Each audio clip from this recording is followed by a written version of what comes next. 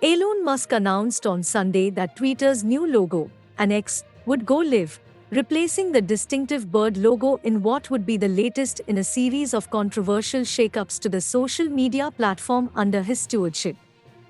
X.com now points to Twitter.com, the Tesla chief executive tweeted Sunday afternoon.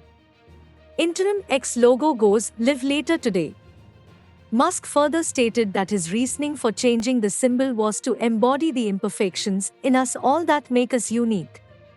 He also posted a photo of himself making an X symbol with crossed arms in front of a poster for the Tesla Model X car, with the caption, "Not sure what subtle clues gave it away, but I like the letter X."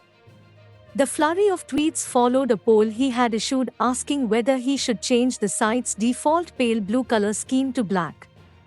At the time of publication, three-quarters of respondents had backed a switch.